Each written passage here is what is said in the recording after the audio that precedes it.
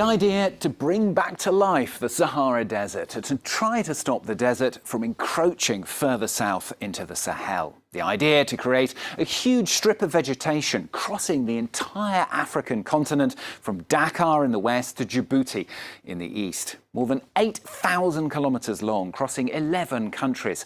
The idea is the Great Green Wall. It is a project born almost 20 years ago, officially launched by the African Union in 2007 to combat desertification. Since then, the project has evolved. It has become more social, trying to create millions of jobs to stimulate green growth. But critics say progress has stalled. So, in January, at the One Planet Summit in Paris, donors pledged to raise $40 billion over the next 5 years. For the French President Emmanuel Macron, the wall has to see the light of day. This forum on the Great Green Wall is the first step in a long road to creating solutions based on nature. Basically, I feel what's important here in my mind about this initiative is that we develop solutions that are based on nature and solutions based on the vitality of African ecosystems, in particular in the 11 countries involved. These are two very significant paradigm shifts, but they are needed for success. The Great Green Wall, once again then, a priority for the international community. We shouldn't forget that 15 years after its launch, only 4% of objectives have actually been achieved. Well, our correspondents have been to 2 countries across the Sahel, all affected by the project in very different ways, Senegal and Nigeria. Well, Moise Gomez, Sarah Sacco, with Emmanuel Lombe, revisit the Great Green Wall for France 24.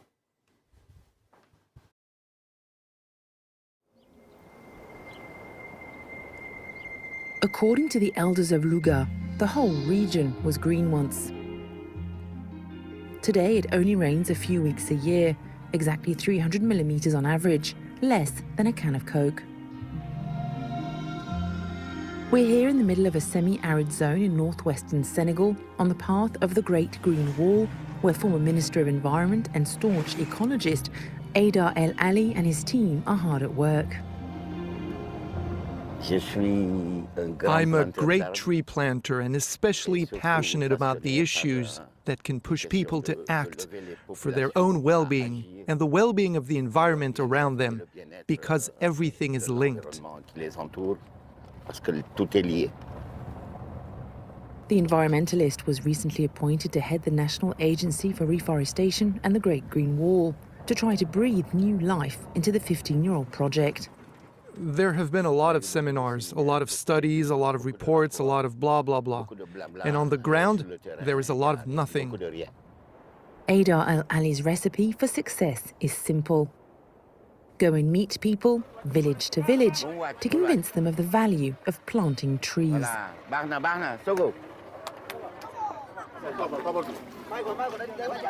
Here in Bai Awa, a rural community located in the north of the Louga region, the environmentalist always brings precious gifts.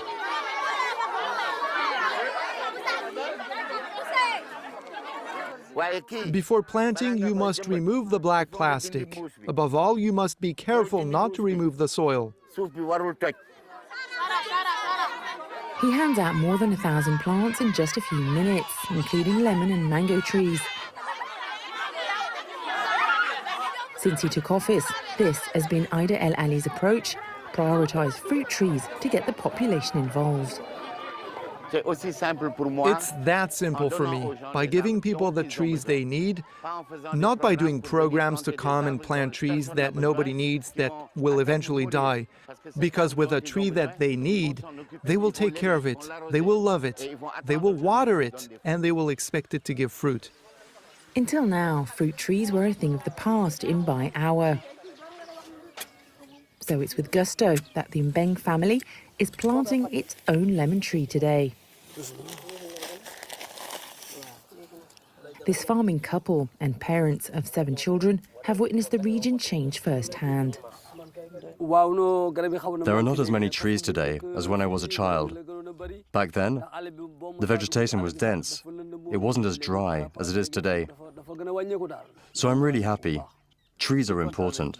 Their value is priceless. The plants we plant today, if they bear fruit, the whole family will benefit. Imagine, we buy a kilo of lemons at 600 francs.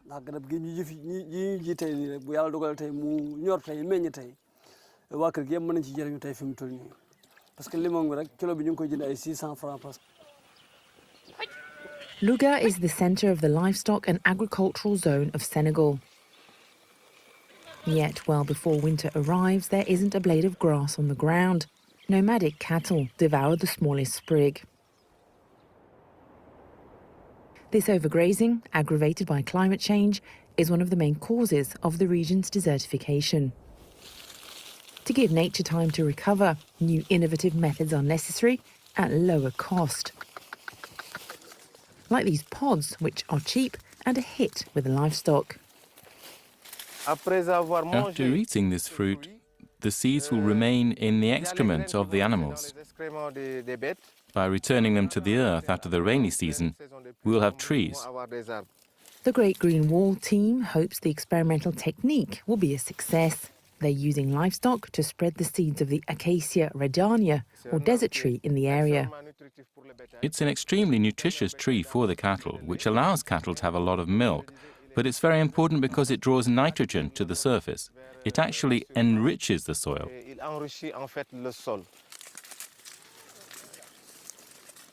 Acacia seeds are distributed free of charge, a godsend for 11-year-old Ousmane, a young herdsman.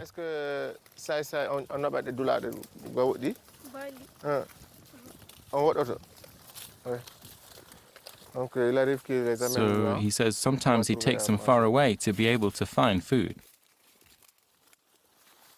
Otherwise known as natural regeneration, this is Ida El Ali's strategy in action, giving nature a boost and helping woodlands recover while meeting the needs of the people. Today, the ecologist is replanting in Mboula, a rural commune of the region, this time on board a strange convoy. It's the monkey that eats the fruit. We ate the monkeys. There are no more monkeys to scatter the seeds. So we humans have to help nature, replace the animals to scatter the seeds by hand with a slingshot, hundreds of thousands of them. We'll come back here in 3 or 4 years and you'll see a lot of baobabs.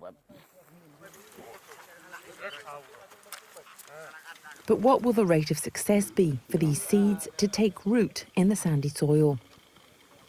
Ida El Ali is optimistic. With a tried and tested technique he successfully experimented with in the south of the country, where rainfall is 4 to 5 times higher. Fulani herders have volunteered to help him. Yes, I was informed that the plants would be sown today. I gathered my friends and acquaintances. Everyone brought their horse.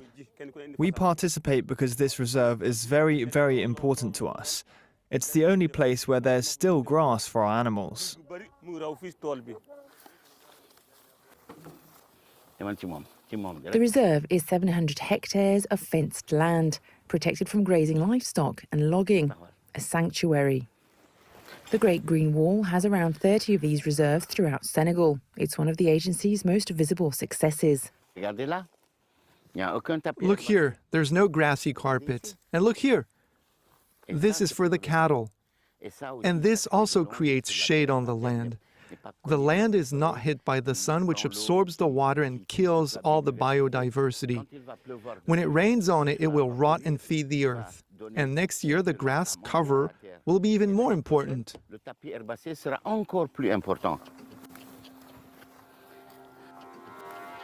Simple solutions and a lot of awareness. Will this be enough to finally see the Great Green Wall emerge from the sand?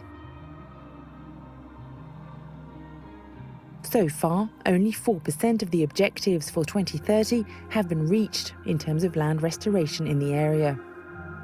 And 18% has been achieved if we consider the wider region, due in part to poor governance or unfulfilled promises from donors. The reasons are wide-ranging. In Nigeria, less than 5,000 hectares have been restored in the past 10 years.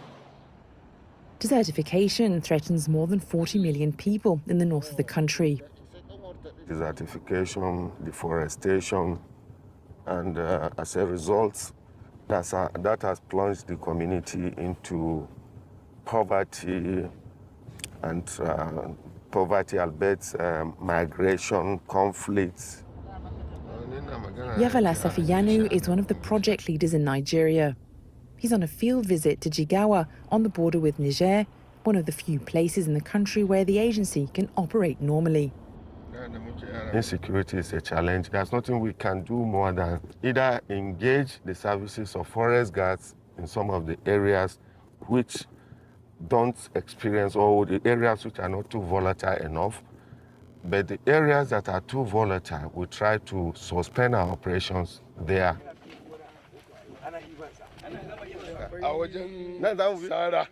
The team finally arrives in Gabasmari, a small village.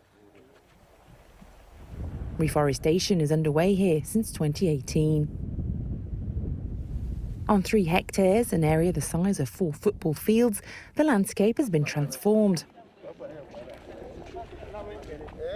Despite appearances, water isn't the biggest obstacle here. Our projects have hitherto been vandalized by either animals, deliberately or indeliberately, by vandals who would like to encroach and cut down the trees, and by theft. The whole of this fence you are seeing can easily be folded and taken away by thieves if we don't have forest guard.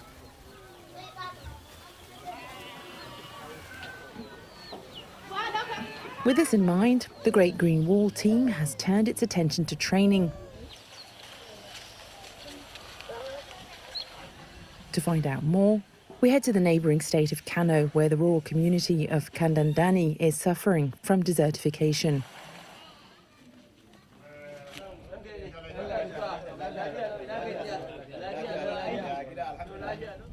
Mukhtar Magaji is a traditional village chief who oversees 8 villages. He also farms on the plantation he inherited from his father, but the soil's gotten poorer and poorer over the latest decades. When I was a small child, I was taken to this field, and there were many trees. And the crops back then were many times bigger than today. This field used to feed us all, more than 30 people. Now things have changed a lot. The trees are dead, and our crops are not enough to feed the family.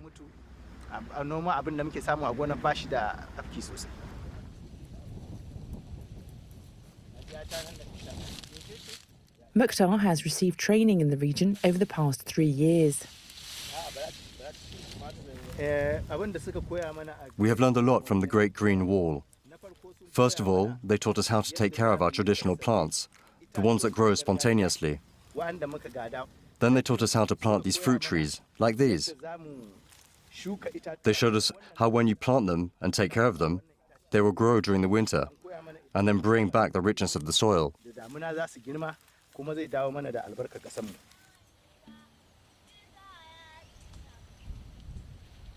The village now has its own nursery. Mango trees, but also orange and date palms are grown there. The plants grow thanks to the whole community, under the supervision of Mukhtar Magaji. The patriarch hopes to save his village. The Sahara Desert is advancing on our land, and many of our people have left the village for the cities of Lagos or Port Harcourt to earn money. However, our soils are rich here. I'm convinced of it. Since I was a child, I have known the value of this soil. If we manage to take good care of the land, and if we manage to arrange it, foreigners will end up coming here, and our children won't leave. The Great Green Wall team also trains women. In the conservative Muslim North, women rarely leave the family courtyard. Seylubal Owal, the first wife of a village farm worker, took a training course a year ago to learn how to make soap. She makes 20 naira, a few euro cents, with each bag sold. A modest business, but one that makes a world of difference for the mother of 5 children. I thank God, because my life has changed a lot. When I need something small, I can solve it without stress, without going to borrow money from someone.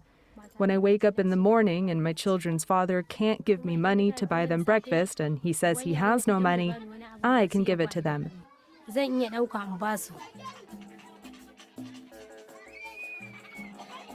Some 1,500 people have been trained and as many jobs have been created. But it's a far cry from the 10 million green jobs initially targeted. And to reach the 100 million hectares of restored land by 2030, the current rate of reforestation will have to be multiplied by 4. So far, the goals seem unrealistic. But on the ground, no one is ready to give up. The announcement last January of 12 billion euros in international funding also helped put the Great Green Wall back in the spotlight and brought hope back in the hearts of those who depend on it. In the Sahel, an estimated 135 million people rely on the deforested lands for their livelihoods.